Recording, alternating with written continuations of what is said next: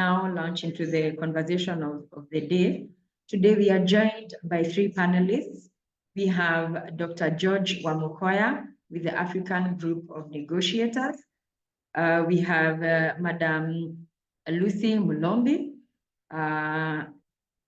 chairperson of the Kakamega Disability Caucus. We also have Madam Jacinta Kirigia, CEO and founder of African Women for Climate Change. So today we will be indulging these three panelists who are experts in their own right, so that they can unpack the conversation on how we can enhance the stronger alliances for women with disability.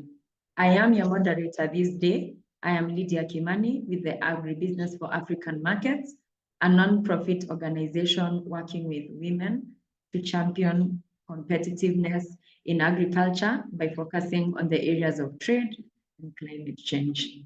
I am happy to also be participating in the conversation. So to get us started off, we will be having Dr. George Wamukoya to be the person taking us through the first question, even as we interrogate this conversation. Dr. George Wamukoya is the team leader of the African Group of Negotiators Expert Support Program, AGNES. He is a distinguished policy expert with over 30 years of experience in environment, natural resources, climate change policies, and international climate change diplomacy. So Dr. Wamukoya will be the first panelist this afternoon. And we are looking at having to unpack the question on seeing that a lot of African, in the African climate space, we have numerous actors. And also this also runs the risk of having lots of duplication in terms of effort. So we are looking at what are the available solutions? How can we enhance the synergies of the actors in the climate change space, especially with regard to advancing the cause of people with disability and women? Dr. George, I wish to welcome you to take on the first question and also introduce yourself to us. Over to you, Dr. Wamukoya. Thanks, Lydia. I hope you can hear me.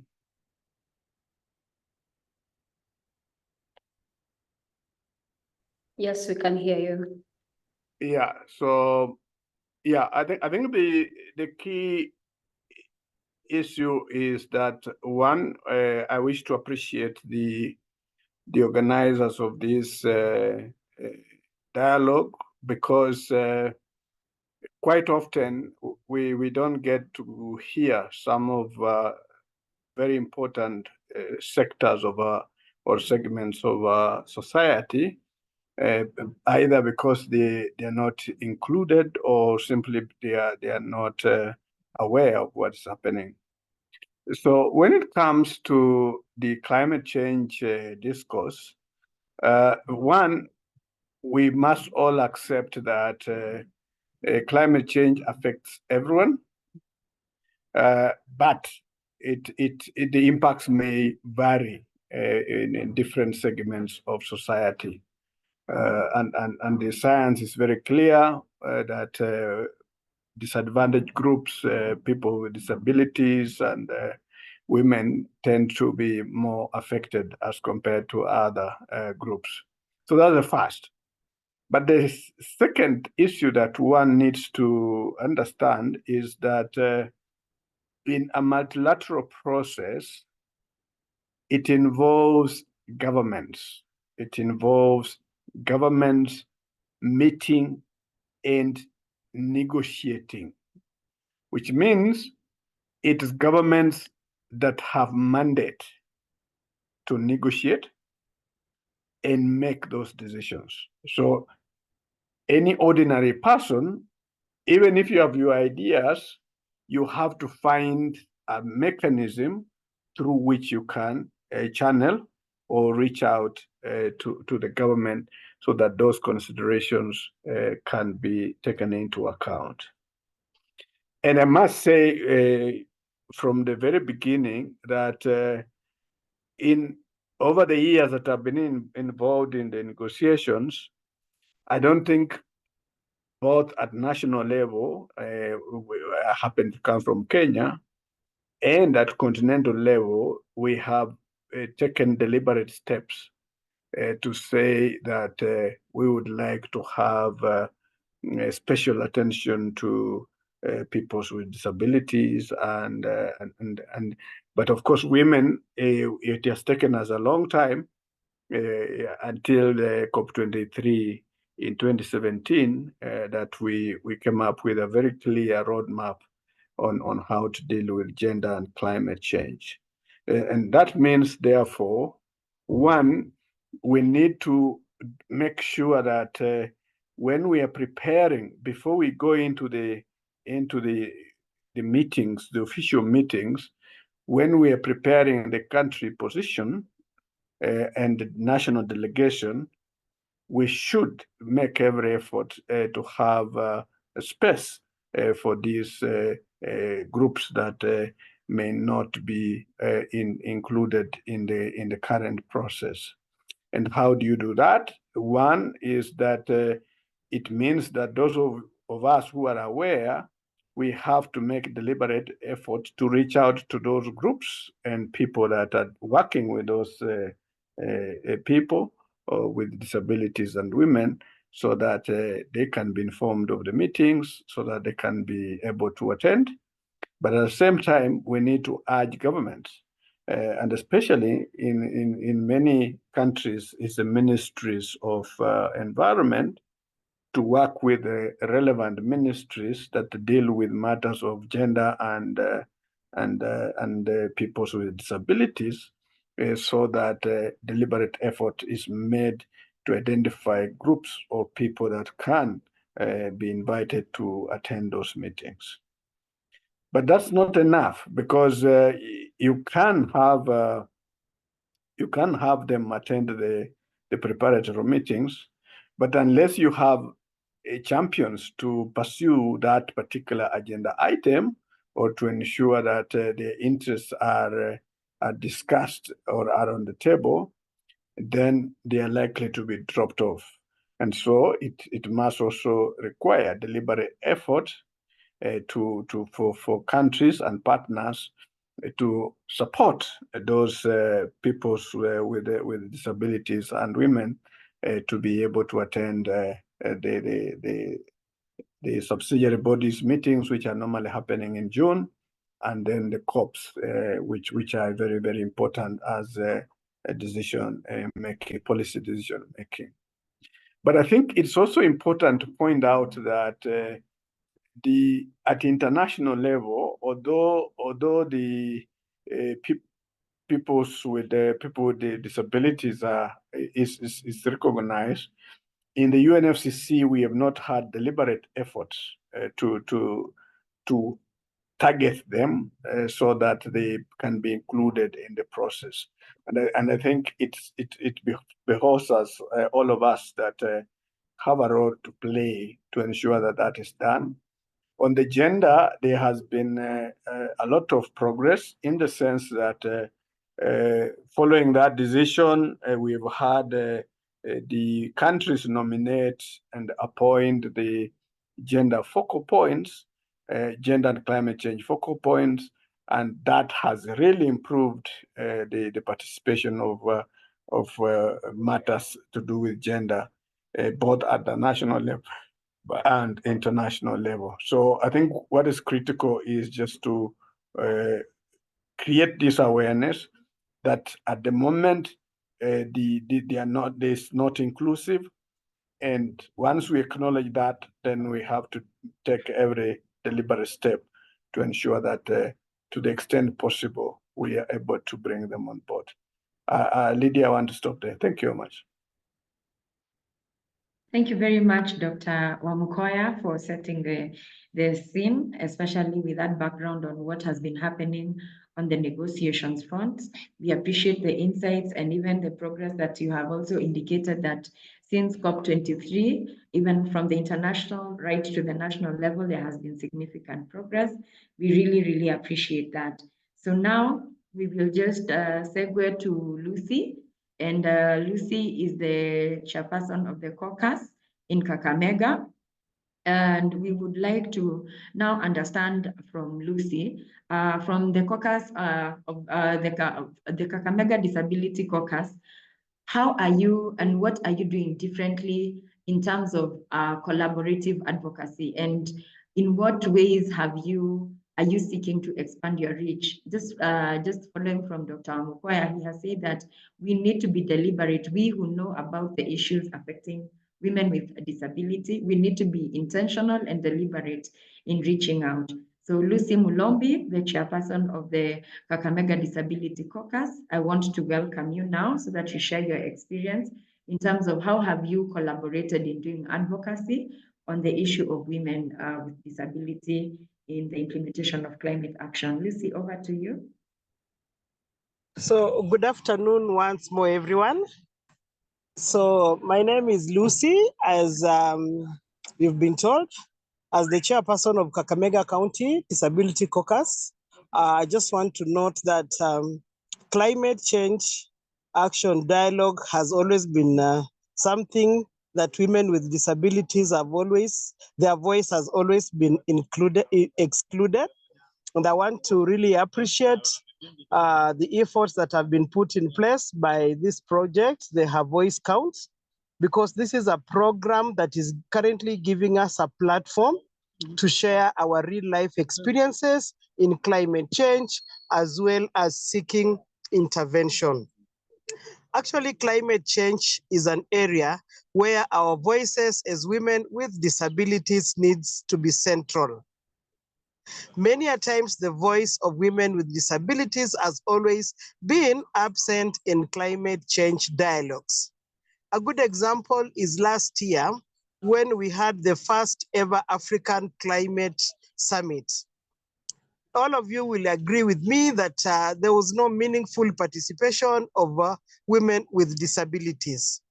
That means that we still have a lot to do in terms of ensuring that women with disabilities issues are actually addressed. Before I say anything, maybe we also need to understand how is the situation like. And as I said in my presentation, I want to give you a real life experience that women with disabilities continue to bear the greatest burden on climate change in related disasters. You can imagine during disaster emergency situations, especially during droughts and floods that are related to climate change, we normally receive non-disability inclusive response. This situation puts women and girls with disabilities at risk of premature death. And for example, even when we have humanitarians, when at times they come to give out food, you can imagine a woman who is with a disability queuing just to get foodstuff, clothes, or even temporal shelter. So many a times when people scramble even for such aid, the women with disabilities miss out in such donations. I also want to cite an example when we have water crisis. The women with disabilities will suffer most, and this affects our menstrual health management. You can imagine at times when the rivers dry, when the boreholes sink, we don't have water, the girls and women with disabilities have to struggle to ensure that they get water, especially as a necessity in menstrual health hygiene. In my village, I have women with disabilities who have albinism. When it is very hot, they experience a lot of heat on their skin as albinism. That means they require a lot of more expensive sunscreen lotion. And from where I come from, this is a commodity that cannot be afforded by every women, because remember, I come from the grassroots. And sometimes most people in the grassroots are associated with poverty. So when we have the high ultraviolet strong rains, it propels persons with disability to use very expensive sunscreen lotion. And if they don't manage in terms of the cost. Many of them are affected by cancer. So for me, for where I sit, we do advocacy on issues around climate change. And through the advocacy, we've come up with some recommendations that I'll like to put in the floor of the House so that we continue discussing them and looking of how we can work to ensure that the women with disabilities are really included. For us to really address issues of climate change, I was thinking if we can enhance meaningful participation and inclusion of women with disabilities from the processes, policies, and intervention. Many a times our participation ends at the grassroots level.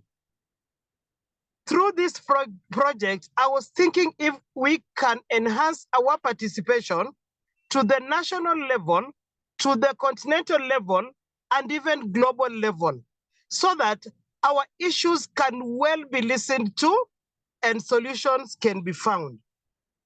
Let us also think on how we can join forces with other women rights movements to push for the inclusive development agenda that will ensure all policies and practices are looked at with an intersectional lens. This lens will ensure we achieve the goal that there can be nothing about us without us as women with disability. Right. Data is also very, very important because many a times we don't have available data when it comes to issues around risk management. If we have data, this data will inform programs on tackling climate change. Finally, let us also learn to document stories of women with disabilities and climate change.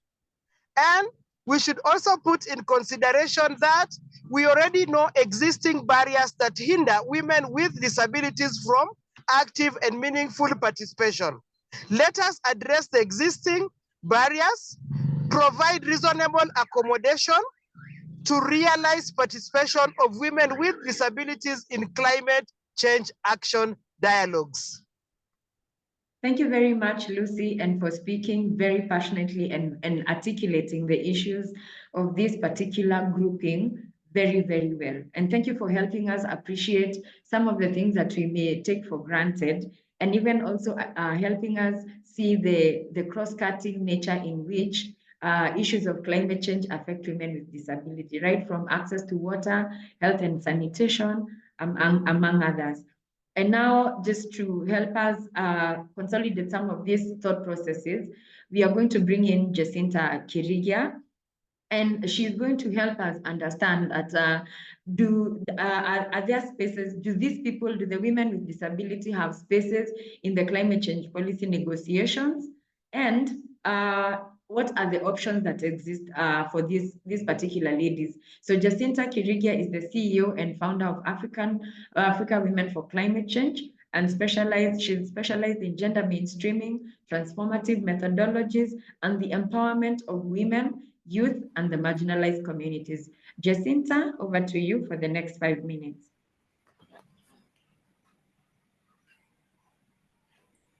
Hello, everyone. I hope I'm audible enough. Yes, you are. Let me start by thanking the ICASA for organizing this very important session for us to speak out and listen to each other on this key area today. Now, I'm loving the flow of the session. Dr. George has really mentioned something that is very important. We all agree that climate change is the most pressing challenge of our time, and the disasters happen to everyone, but now the impacts are the ones that are really discriminative. Now, when disasters it has, like when we have drought, we have floods, it is the children and people living with disabilities who are normally left behind. And they are not left behind willingly. It's that they are forced to, and this makes them now, it leaves them no option other than to deal with the exceptional vulnerability as a result of various disasters or various climate change impacts. When we look at the mortality rates for people living with disabilities, it is really shooting very high. The infrared, as Lucy has mentioned, for people with the albinism, it is hitting them so hard, and they really feel the frustration that Lucy is trying to express out. The effects of climate change has made it now so difficult for these persons to comfortably work in the Juakari sector. And you understand, especially in our country, Kenya, getting a white collar job nowadays has become quite difficult to even normal people who are able. Now you can imagine someone who is has a disability. And even when the government came in and trying to give us directives as the employers that you're supposed to give a certain minimum wage bill for this person. So the guidelines that were given so that at least we accommodate the people with disability are now making they're making employers a distance from really welcoming people with disability. We really need to think of a way to entice the employer so that they welcome them whenever they come to seek for employment. We know people living with disability have excellent business ideas. Some of them have even innovative ideas, but then the cultural norms is another thing that we need to drop, because most of them are unfavorable to them, and are stressed for a sustainability of the jobs for people with disability. To help us creating alternative economic empowerment, we really need to encourage them, and we need to embrace them. So I feel we should look of a better way, especially on how they can access fundings for their project. You find like the idea that someone has, if you sit and listen to these people, you feel it is a very smart idea, but now when they go for funding, you find the financiers are funding 5% or 10%, and this is someone who is not well able. This is someone, most people with disability, you agree with me, they live in vulnerable areas, making it very difficult for them to have the financial muscles to run their projects. So I mean, there is a complete mismatch, and we need to break the barriers, and we need to voice out on behalf of our sisters and brothers. So women with disability need to be really empowered. And that is why we really need to hit the grassroots. As much as we talk about the communities, we have the moral imperative and the practical imperative to tackle these issues. But now we cannot uplift a community without, the communities cannot be resilient if some of the section of the population is lacking. And this section is the one that is now the percentage of people living with people with disability. So I feel that they have not well been included, especially in the decision making. The policies are still not so accommodative. There is a lot that needs to be done, and we need to really localize. We need to localize the responsibilities, the resources, the decision-making authorities, and everything in a way that we hear the voice of the people from the vulnerable and the marginalized areas. We need to have them sit on the table and be on the table, and the decisions are being made so that at least they are heard better and they are able to express themselves better. So we cannot look at climate adaptations and solutions and resilience without bringing in equity lenses. So when we talk about young girls, women, people living with disability, we need to look at the the effects of the displacement, the loss and the damage in terms of disasters. So I really feel we need to emphasize and stress the importance of the systematic addressing of the gender gaps, and especially not gender only, but even the gap between the people with disability and other citizens when we are responding to climate change as one of the most effective mechanisms to build the climate resilience on the households, the community, those vulnerable areas, especially in our country, and now the entire nation. Thank you. All right. Thank you very much, Jacinta, for those insights. And we appreciate what you're bringing to the fore, especially when you highlight that we could learn from what has been implemented with regard to the Jua Kali and how it has become more inclusive. Perhaps this same precedent can be pursued to see how we can enhance the inclusion, especially of women living with disability. So colleagues, I wish to really appreciate our panelists for that first round. And I also want to appreciate the diversity of the people who have joined us this afternoon, right across the continent and even from around the world. We want to welcome you very warmly and remind you that we have translation services at the bottom of the screen. Just click on the language that is most convenient for you. We appreciate the insights that you're also sharing in the chat function.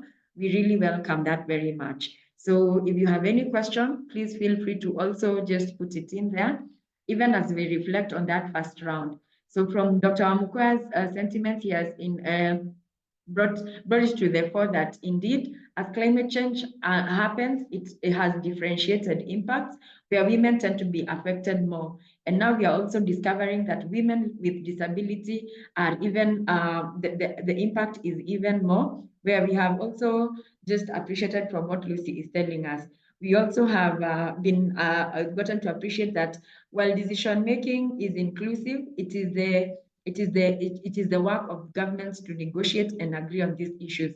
So from what Dr. Amukwa is advising is that we need to ensure that this constituent group of women with disability, their views are collected, and these views make it not just only to the country positions at national level, but they make it to the international policy making and negotiations for us so that the issues are well captured.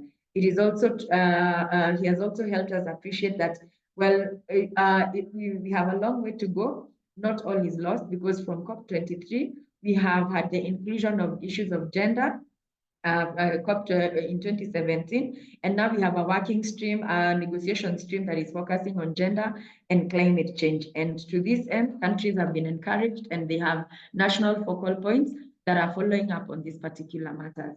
From there, Lucy helped us now contextualize the conversation today by giving us her own personal experience, and even from the experience of working with women with disability at the grassroots level. She has brought to fore the issues of the need to have expensive sunscreen, especially for the women with disability who have albinism. This is an extra cost, consider that they are also most vulnerable with regard to economic means and livelihood. So this is something that may be out of their reach. Again, climate change has resulted in severe water scarcity, especially in some areas, and this affects health and sanitation issues. So we are able to appreciate that it is not just in terms of their health, but even in their sanitation and the need to ensure that we have adequate water to address some of these very critical issues. She has also emphasized the need to have an intersectionality lens in policy making, so that we are not just looking in one direction, but we are able to integrate issues and as a result, become very inclusive and accommodate women with disability in our policy making process. To help us wrap up that session, Jacinta has brought to fore that indeed, we have had examples that we could pick up from, that what we have seen implemented in the Jua Kali sector, for example, in the country.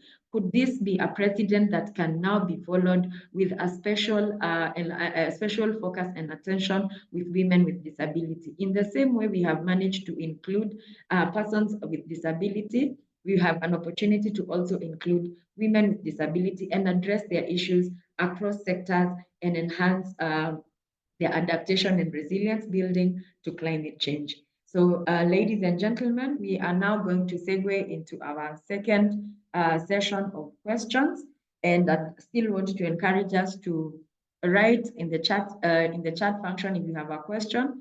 We will open it up briefly for just to reflect even with our panelists, to also just give feedback on the questions that you'll be raising.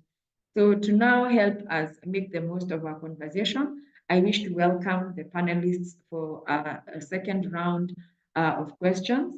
And again, we are going to start with Dr. Wamukoya. He has laid the ground in terms of telling us what, in a preliminary way, what has happened at the national level, at the international level, and how these processes cascade to the national level to enhance gender mainstreaming. So now we would like to hear from Dr. Wamukoya if we have any existing policy frameworks that can be used to drive collaboration in climate change across Africa. And especially, how can people with disabilities, and specifically women, fit in these structures, and in what ways does support exist? So Dr. Wamukoya, we would like to hear your thoughts on this particular matter. Over to you, Dr. I think the issue that we must be alive of is that yes, in a number of constitutions across Africa, there's a recognition of peoples with disabilities and the rest, and to some extent we have deliberate policies that are geared towards that. But the reality is, nothing goes beyond the policy framework. And so, in my view, it needs to have the champions like the ones that are on this panel, reminding our countries that, look here, we do have this segment of people that need to be in that space, so that when you are designing the solutions to address the climate change issues, you need to take into consideration their needs. And I like the example that was given by Lucy of people with the albinism. Really, nobody talks about them, and we assume they don't exist, and yet they are in our midst. They are going through, facing all these challenges, and yet we know that there may be policy instruments that, in fact, appear to reflect that they need to get special attention. And so, in my view, one, we must make those deliberate efforts. We need to have champions that push. But now that primarily now that we do have, for example, focal points, gender and climate change focal points, I think for me that is a very important entry point. All of us need to know who the focal point, gender and climate change focal points in your country, so that you can bring to the attention these salient issues that are being raised here. But more importantly, I think globally there is the gender action plan that was adopted several years ago is now coming to an end, and there's now discussions around trying to identify what the next generation gender action plan should look like, and more importantly, what will be the key areas that are critical for Africa. And I think that will be an entry point where, if we missed the boat in 2017, now we should not miss the boat now, because then we know that the international processes are going to identify these and frame them so that countries can be able to accommodate. The second, and so what I know is that I think the week of 16th of April, we'll be having a meeting at UNEP, with the UN Women and others to try and bring together the national focal points from across Africa so that we can start the conversation of identifying what are those priority areas that we need to put into the successive gender action plan.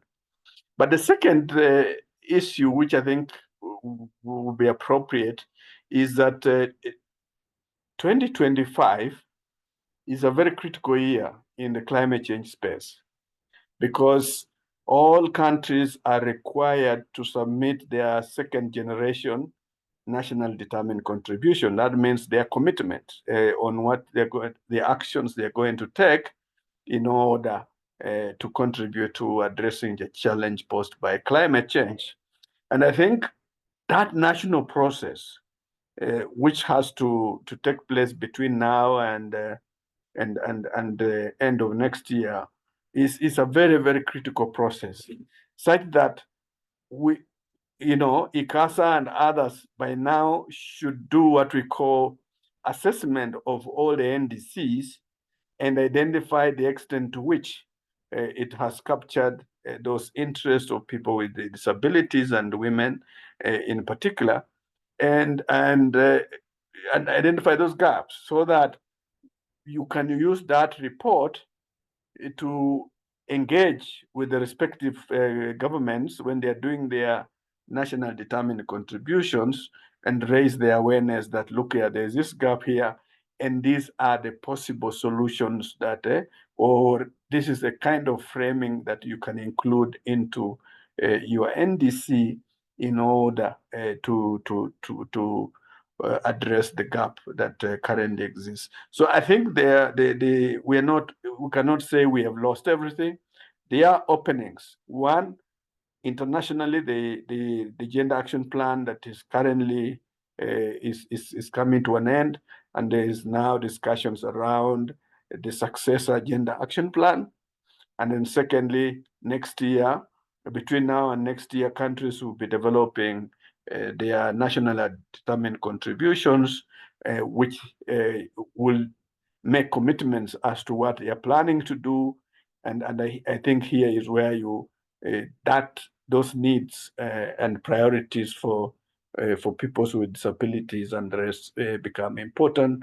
And you can actually already influence the policy if we are well organized. But you require evidence. You require analytical evidence that can persuade the policymakers to be able to make that one decision that yes, we do recognize this, and therefore we need to make a deliberate effort in having some of those elements captured into the NDCs.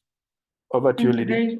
Okay, thank you very much, Dr. George, for very nice insights. He has emphasized once again the need to have champions. And we want to appreciate ICASA for already identifying a champion for us in Lucy Mulombi. So just given what Dr. Wamukwa is talking about, we have very nice opportunities, whether it is the review of the Gender Action Plan at the global level, and we have learned of a meeting that is coming up in April. We also have learned that the NDC is up for review. So Lucy, over to you now. We would like to know, as a champion and at the grassroots level, in what ways would you wish to be supported, especially to enhance your participation and your role in the climate change space, not just at the national, but also looking at African and even in the global space? So Lucy, we would like to hear your thoughts on this, given that Dr. Amukwe has placed a strong emphasis on having champions, and you are one such person in this particular dialogue. Over to you, Lucy.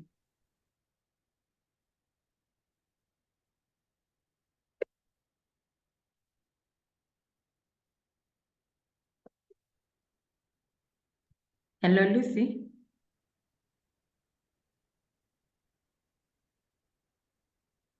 Okay. I think Lucy has a connectivity question as we wait for her to sort it out. Lucy, can you hear me? All right, as we address that, I'd like to just call in Jacinta at this point.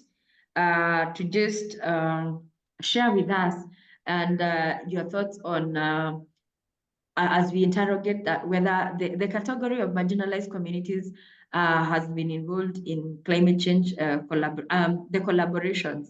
So we are looking at we want to ask, has the category of marginalized communities been involved in collaborations in climate change negotiations? And what has been done, and what has been done sufficient, or we need to step up our efforts? So Jacinta, we would like to hear your thoughts on this, whether the marginalized communities have been involved in collaborations in climate change negotiations, and is the effort that has been put in so far sufficient, or we need to step up our efforts? Jacinta, even as we wait for Lucy to rejoin.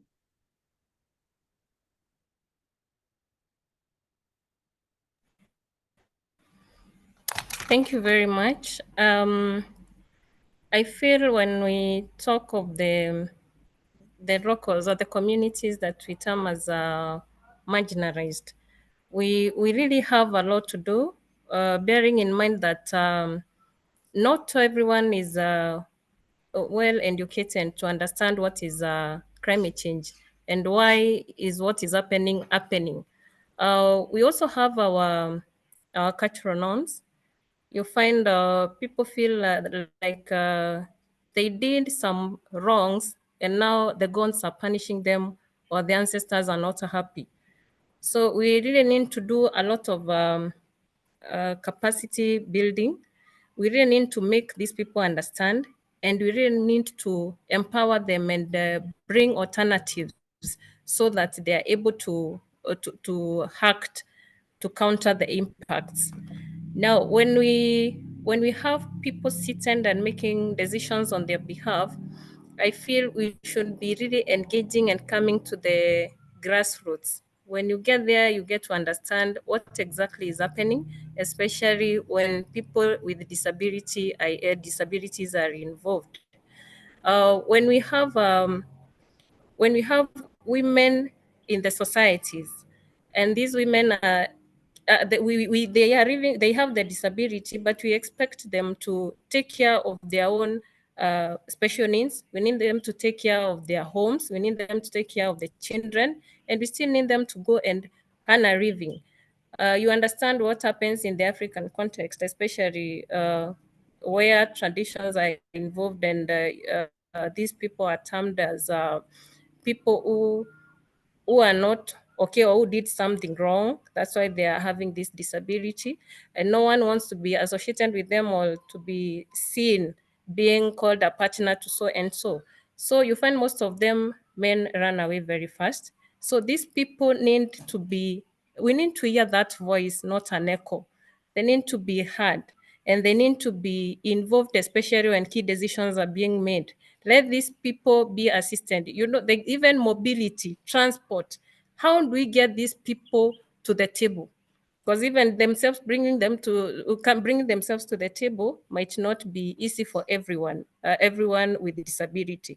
So we really need to think, and we really need to change our perspective, considering that these people even access to land rights in our African culture. Women are not so much empowered to own land, but now women with disability, their case is even worse.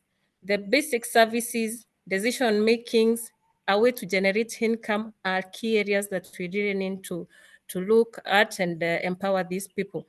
There is a lady that I was interacting with. This lady is disabled. She has a very small kid. She has an infant, and when this child cries, the mother cannot hear because the mother is deaf. So what the neighbors used to do, they used to throw stones on the roof so that the mother can hear, but see, the mother cannot hear. So this child developed trauma. They are trying to help, but the way of helping is totally different. We need also to create awareness to people around those with disability. Treat them the right way. You find now this child has developed a problem, we have to intervene. Again, these people, when they come and they want to talk to you, someone is blind and has come to your shop and you're the shopkeeper, they're with someone else, address this person Let us hear the voice of this person. He's blind, yes, but he has a mind. He can still speak. Don't ask the person with this person living with disability, what does this person want? Address him directly. At least let us come up with a way of appreciating these people, bringing these people on board. Let us hear their voice. You know, now the climate change has brought so many pressing challenges, but at the same time, it has brought so much opportunities. I would wish to give some recommendations. If we promote women in leadership, women with disability in leadership, I feel this one would really help us achieve something. If we invest in the local capacity building, I feel still we'll get somewhere. If we empower people with disability economically, these people, I had someone mention my name, sorry, I was reading the comment. Thank you very much. These people are really going to help us get solutions. They are carrying so much solutions. Let us give them time and let us give them the platform. And I'm very sure these people can really deliver. Thank you. All right. Thank you very much, Jacinta, for bringing something that is, I think, at the back of our minds, but not spoken, the stigma that surrounds people with disability and especially women with disability. This is very important to start enhancing their participation even in these spaces, and also the issues about facilitating their participation, even as basic as transportation. So thank you very much for this. I hope, Lucy, now you're able to unmute. Yes. Excellent. Please let us know how you wish to be supported, especially to participate in the processes that Dr. Wamukoya has highlighted that are very timely. Over to you, Lucy. So for women with disabilities, we need to be supported so that we can work through all these processes of climate change dialogues. We need to be supported so that we can really amplify our voices in the local, national, and regional events, because many a times we have been invited at the table as an afterthought. And for this, I must say that we must rise beyond this. And also for us also to really support women and girls with disabilities, especially from the rural areas, we need to ensure that the grassroots organizations receive some funding so that this funding can help us strengthen our capacities and of course capacities in leadership and movement building. And then finally, I'd wish to say that let us create armies of powerful women with disabilities to access far away spaces, to bridge the gap between the rural women and the women, if I could say, from the urban areas. Thank you very much, Liz. Yes? Yes, and finally, I'll just wish to say that let us engage more to learn more on how to strengthen the capacities of women and girls with disabilities in climate change dialogue.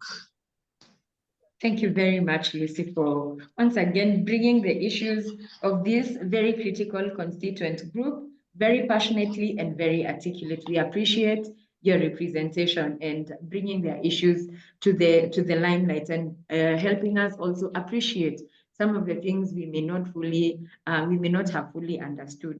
So colleagues, I want to really thank you for the interaction. There's quite a bit of interaction in the chat function. And even as we wrap up that second round of our dialogue, once again, Dr. Amukwaya has very ably reminded us that the constitutions across Africa have made recognition of persons with disabilities and even proceeded to develop policies. However, the institutional mechanism for implementing these policies is wanting. And this could be a possible entry point. How do we strengthen the implementation mechanism? So I think one of the things we could do from what Lucy is telling us is that we need to enhance the capacities of the grassroots organizations that are working with women with disabilities. And this could be a first step towards helping bring to life some of these policies that have already been laid out by the various governments across the continent. The other thing Dr. Wamukwaya was very emphatic on is that we need champions to engage in these policy processes of women with disability, because like Lucy has rightly helped us appreciate that until she brought up the issue of the women with disability and are living with albinism and how they need they need to use extra strong sunscreen to just help them deal with the changes in the climate, then we are going to completely miss out on these particular opportunities. Again, this has also been emphasized by Jacinta by saying that this particular constituent group, the women with disability, they don't need to be an echo, but they need to be a voice. And this can only be done by having them present at the table. The other thing is that Dr. Amukaya also highlighted that we have gender focal points and that these are good entry points that have been created under the United Nations Framework Convention on Climate Change. And this could serve as a very good entry point because already the process of climate change negotiations is alive to the marginalization at the gender level. So perhaps this could be one of the ways that women with disability start making inroads even at the international climate change policy making process. Again, he has also brought to our attention that the gender action plan is also ready for review. And this is again an opportunity to influence the next generation gender action plan.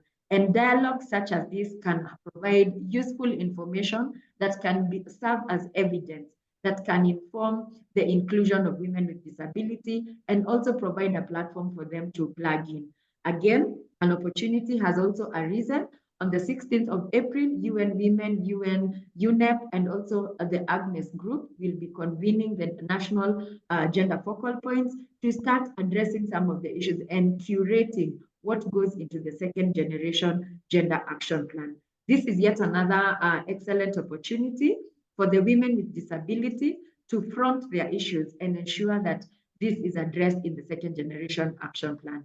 Again, he has highlighted that all countries will be required to review and submit a second generation nationally determined contribution. This is a national process that provides another excellent entry point to raise the profile of the issues of women with disability. He has also emphasized the need to have evidence to back this particular process, that once the evidence is presented by the champions of this particular constituent group, then it gives them a very nice opportunity to also have their issues captured in the nationally determined contributions that are to be submitted to the UNFCCC at the end of 2025. We also, he has also again raised the profile that we need to ensure that the evidence, the influencing processes and the collaborations are informed by well-organized and practical and evidence that that can be used to inform the policy processes. So these are some of the ways in which Dr. Amukwaya highlighted. Jacinta also brought to forth the issues of cultural aspects and socializations with regard to disability and also women with disability. And this could significantly hinder their participation. So as we also engage in this process, we cannot be blind to these particular issues, and we need a lot of sensitization for a lot of the people to appreciate that they need to be included. The women with disability need to be brought to the table. Other things is just ensuring that we need to have basic services being available to them. How do we enhance their capacities for being for generating their own income? And this is also going to enhance their participation. Jacinta also emphasized that we need to empower the women to the point that they hold leadership positions. For we have seen, just like the way Lucy is very well able to articulate the issues of these constituents, and going to gain prominence, and we are going to be well on issues with regard to the implementation of climate action. So finally, Lucy has also helped us appreciate that for this, the conversation that we're having to start gaining traction, we need to be very deliberate in terms of having these constituent groups participate intentionally, as opposed to being to tokenism, where we have them at the table as an accessory to the process. So we need to change this start, and we need to engage them intentionally and bring them on board right from the local, national, regional, and international decision-making fora for them to front their issues. The other thing that Lucy has raised is the need to support the grassroots organizations with funding on grants basis. And this is going to enhance their capacities to even articulate their issues at these different levels of decision making. She has also emphasized the need to bridge the gap between the rural and the urban women. And this is going to enhance the capacities to even raise the profile of the issues of women living with disabilities. So ladies and gentlemen, I'd like us to just turn to the chat function now and just highlight, reflect on some of the questions that are coming through. So I can see Eric of UPDK. He's addressing his question to Dr. George. Why would he says that why would a global institution such as the UN, with a whole disability inclusion strategy, the UNDIS, cannot incorporate this in the UNFCCC? Is this an issue of attitude or discrimination? So I believe that goes to you, Dr. Wamukoya. And then there is Paul Blind Master, who is asking, are there any country success stories with regard to mainstreaming or inclusion of women with disability stories? So I'd like to turn to my panelists to begin by answering that. The first question goes to Dr. Wamukoya. Are there any country success stories? Would like to hear feedback from Lucy and Jacinta. Dr. Wamukoya, over to you to please respond, and then Lucy and Jacinta in that order. Yeah, thanks for that question. It has nothing to do with the UN. It has everything to do with the countries. Because the UN doesn't negotiate. It is the countries that put on the table what they want to be included. And so if it's not proposed by countries, then UN cannot say or do anything, because it is party driven, and therefore they are the only ones who can put on the table and say, yes, this is what we require. Over to you. Thank you, Dr. for that. We will be coming to you to just reflect if you have heard of any country success stories on this. But we could maybe hear from Lucy and then Jacinta before we come back to Dr. Lucy, do you know of any country success stories with regard to women with disability inclusion?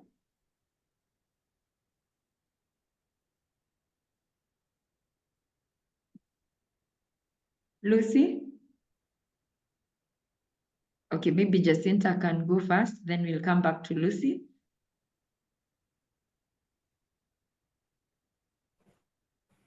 Jacinta? Okay, thank you. Yes. Can you hear me well? Yes, please proceed. Okay, I'll just talk of Kenya, my country, Kenya. There is nothing much to celebrate, but I know of a success story of the case, the case example that I just gave in my my presentation. There's a lady who has developed a hearing aid for deaf mothers, so that when the infants or the babies start crying, they get the alert. The hearing aid alerts them that the baby is crying by, yeah. So I think that's a success story, but the struggle is still there. Funding on making more, because it is requiring some financing, and the accessing financing from the financial institutions and has not been forthcoming. So anyone who has an idea of how to support this able ready is much welcome. I can share the contacts, and I think she can really come up with more better, innovative ideas. Okay. Thank you very much for that feedback. I think you can just share that with ICASA. I'm sure they will be very happy to take that up. We come back to you, Dr. Wamukoya, on any country success stories that you could have heard of. Unfortunately, none. There's more of rhetoric and knee-jerk reaction, but nothing Thank you very systemic. much. And sorry, I need Yes? to add something. Is that Hello? Jacinta? Yes. Yeah, this is Jacinta. I'd like to add something. We really need to make these come into reality. Whatever solutions you're thinking, whatever ideas, we really need to make this happen at earliest possible. I felt for a group of people with disability, when we had a session, and at the end of the session they told us even dinosaurs thought they had all the time. So you can imagine what is going on in their mind. We really need to act and act now. The pledges that we are getting from our partners, the support we are the pledges that we got during the COP28, we really need to see how we can have this happening. Actually, there's no time. Time to act is now. Okay. Thank you very much for that, Jacinta. At this point, and I want to really appreciate my panelists for the feedback they have given. I don't know whether Lucy is able to unmute and share her experience. If not, I would like to give an opportunity to the participants to ask a question. Given the time that we have, we could ask two.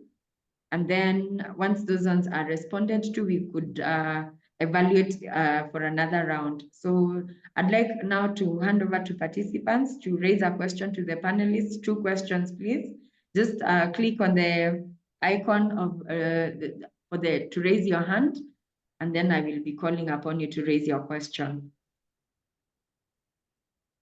In the meantime, just to really appreciate the feedback that we have received, that I hope now, Eric, it is clear that you need, as from your national entry point, to start raising the need to include the United Nations Disability Inclusion Strategy, then have that now build its way up all the way to the UNFCCC.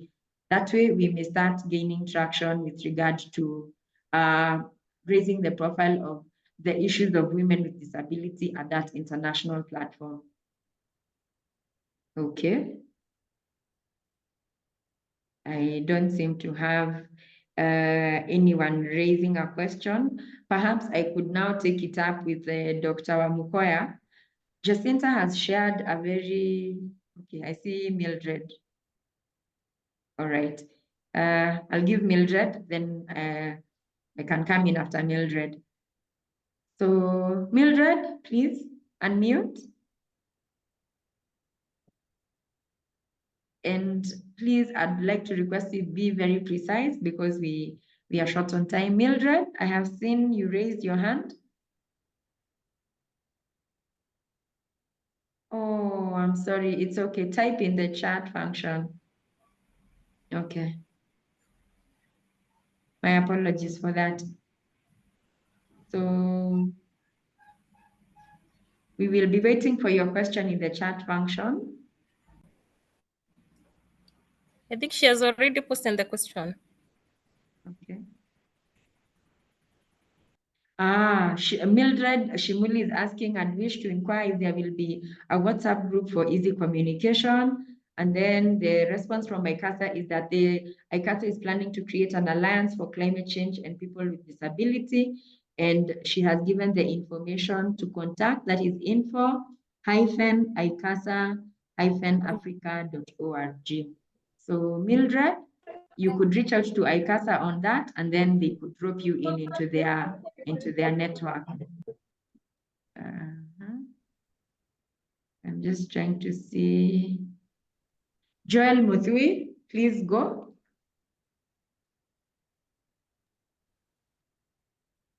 Joel Muthui, you can unmute.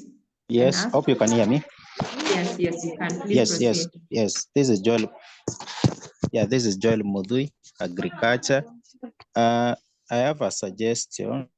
Yes. I think one of the solution for the disability is using the agriculture equipments which are button enabled engines. I think it will be to use such kind of equipment during the agriculture activities. Also, another thing is a multi-sectoral approach would be better because I think no department can go on its own completely. Okay. And then we should have, just as it has been said, I repeat it, a constant sensitization of the community, probably at the grassroots, because most of these people don't appear in public, even when we call for trainings. So there should be that sensitization.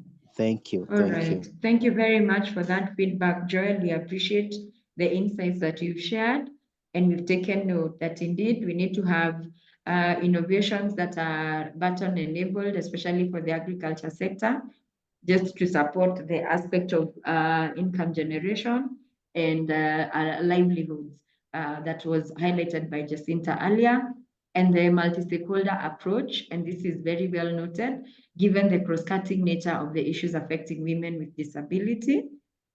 And then there is also constant sensitization, and especially to address the cultural stigmatization that could come with engaging with women with disability to just enhance their participation. So maybe just to Dr. Wamukwaya, Jacinta has also raised an issue on an innovation by a woman with a disability. I would like to hear your thoughts on the means of implementation when we talk about capacity building, finance, and technology transfer. In what ways can we use these means to enhance, especially the resilience building of the women with disability? For example, in this case, how can we curate, how can this innovation be curated for access to climate finance, for instance? And how can many others like this now be in the pipeline to access climate finance for resilience building? Dr. Wamkoya. Yeah, thanks. And Lydia, just let you know that I'm dropping off shortly. Okay. Because I have to go for another meeting. Yeah, I think the point here is that there is no parallel process. Okay. These people live in countries. Those countries are making commitments, and they are supposed to access resources. And those resources, one of the key elements, which I think is gaining traction all over, is innovative ways of addressing climate change. And therefore, if that innovation is one that can be tailored to demonstrate as a way by which it reduces vulnerability of these people to exposure to climate change and the rest, then you'll find that there will be a lot of interest in supporting those. So the key point here is we need to give these people with disabilities an opportunity to define how they relate to climate change and what are those solutions that they think will be appropriate for them. And those innovations can actually be funded under the various funding mechanisms under the climate change. So yes, it is possible, but you must establish the climate rationale, the relationship, or in this case, you can frame it as enhancing adaptive capacity, so that they are able to overcome the climate change challenge. Yeah, but the answer is yes, and currently there are very many opportunities for funding, and which can advance the such innovations, so long as they are framed appropriately. And as you know, if it's a project that is directly under climate finance, going to GCF or a Green Climate Fund and others, then you require one, government endorsement. And number two, it must speak to the national policies. Right. And therefore, if we in the climate change, for example, in Kenya, if the NDC in Kenya or the NAP in Kenya doesn't speak about these special circumstances and needs, and then it becomes difficult to frame it, because it's not been recognized as a priority within the national policy. And that's why the argument that they need to be on the table so that their issues are included in the national instruments becomes important, because it is through those instruments that international resources are made available. Thank you. Thank you so much, Dr. Please, before you drop off, if you could share your closing remarks in a minute or so. No. Me, I'm very happy to join, and wherever I'm in a position to help to facilitate the engagement and open opportunities for this category of people. They are part of us. It will be very, very important. But I think we all need to put our efforts together so that we get them on the table and we get them in the right room so that they can speak for themselves. Let us not speak for them, because we really don't feel what they feel. They have a different orientation of how they feel, and it's always good for them to save for themselves and then propose solutions that will be appropriate for themselves. Thank you.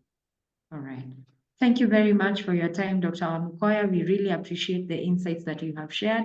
They have indeed been very insightful, very informative, and I'm sure they will establish significant foundational building blocks to the processes that follow this dialogue. We appreciate your presence, and we look forward to engaging with you also in future. So now we would like to wrap our conversation today, and I'd like to welcome Lucy to give her closing remarks in a minute, followed by Jacinta, and then we will wrap the dialogue for today. So Lucy, over to you for your closing remarks, even as you wrap up the dialogue today.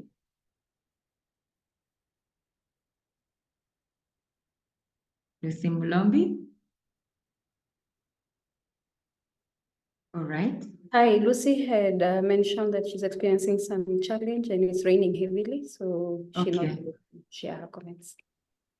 All right. Just before I give it over to, thank you very much, Wambui, for that update.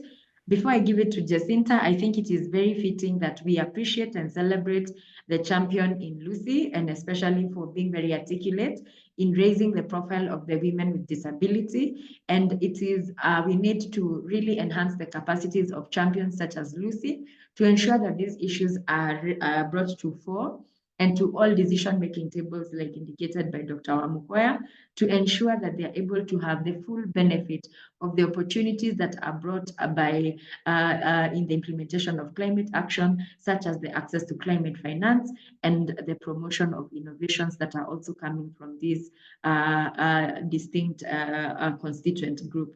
Jacinta, I'd like to welcome your closing remarks in a minute or so, then we can wrap up the dialogue. Over to you, Jacinta. Thank you very much. I'm so happy to be part of this, and I thank ICASA so much. Congratulations, and continue doing what you're doing. We are happy, and it is our responsibility, me and ICASA. So it is everyone to join hands. We create a resilient communities that are able to bounce back from disasters when they happen, and to do so in a way that ensures inequalities are not heightened, and making sure that everyone has an equal voice in sustainable future for our communities, our country, and even our homestays. I feel we can also think about a way that we can have help getting to the persons with disability before disaster happen. Okay. I think you have all seen like an example of the El Nino. We don't have to sit and wait the disaster happen because we know the death rate for people with disabilities, especially women, it is 14 times likely to affect women that living with women with disability than men. So let's think of a way of getting help to these persons before disaster happen. Thank you very much. All right, ladies and gentlemen, we have come to the end of our dialogue today. It has been very insightful. It has been very informative. And I hope that this has also served to sensitize all of us on this particular dialogue on some of the issues that we may not even have been alive to that are affecting women with disability. We want to really appreciate ICASA and Semiride for putting together this dialogue with the support from the Africa Climate Change of the Climate Change Fund of the African Development Bank, so that we could have many more of these engagements. I pray that we have all taken note of the issues that have been raised, the need to have champions, the need to engage at national processes, the need to ensure that these issues are mainstreamed in our national policies, and most importantly, support the implementation structures such as the grassroots organizations, and also creating awareness to dispel the myths and the stigma that follows women with disability, while also addressing cultural issues that may prevent their participation. I was the moderator. I'm Lydia Kimani. It has been an absolute pleasure taking you through this dialogue today. Thank you, and do have a lovely evening. Goodbye. Thank you.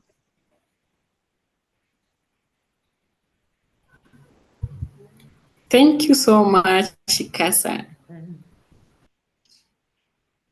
You're welcome. Thank you so much for our sign language interpreters, Mary and Joanne. We celebrate you. Thank you. Thank you.